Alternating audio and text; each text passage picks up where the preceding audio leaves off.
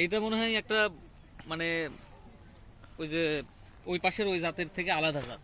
হুম, এত লাল, একদম টকটকা লাল, তার উপরে আবার সেই স্বাদ। সেই স্বাদ তো পরের কথা। চিন্তা করে দেখেন যে এই একটা গাছে আপেল কি পরিমাণ আপেল ধরছে, এই এক গাছে এত আপেল ধরে নাকি আবার। এই গাছ দিয়ে মনে হয় যে ধরে যদি একটা ঝাঁকি দিই মনে হয় আপেল সবই নিচে পড়ে যাবে। হায় হায়, আল্লাহ তাআলা কি দিয়ে দিয়েছে, মানুষ হাসছেও না, পাড়ারও মানুষ না, এটা হইলো। হায় হায়, কি সুন্দর দেখেন তো ভাই, এই আপেলটার চেহারা দেখেন। আসলে আপেল যে আপেলই, এটার চেহারা দেখেন। একটা মনে হয় 400 গ্রাম হবে এটার ওজন। কে পারবে এই আপেল? আর এত কি নষ্ট করার কোনো দরকার আছে আপেলে?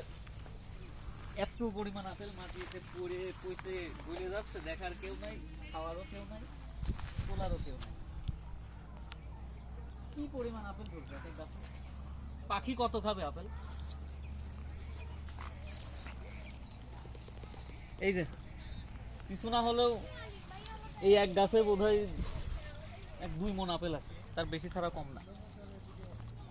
একটা সাইজ কি আপেলের, লাল টসটসে একদম তাজা আপেল রে ভাই। আহারে, কেমনে করে ওই আপেলগুলো মাটিতে পড়ে পড়ে নষ্ট হইতেছে, ইস, আফসোস লাগছে, খাইতেও পারছি না।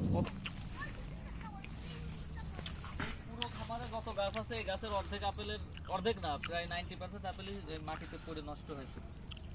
এখানে আপেলের এই হাল। এই বেচারা আপেলগুলো মাটিতে পড়ে পড়ে পড়ে পড়ে শুধু পচছে আর নষ্ট হচ্ছে, পচছে আর নষ্ট হচ্ছে, খাওয়ার কেউ নাই। শুধু এইটুকু জায়গা দেখে এমন লাগছে ওইদিকে শত শত গাছ আছে, শত শত আপেল এইভাবে পড়ে পড়ে নষ্ট হচ্ছে মাটিতে।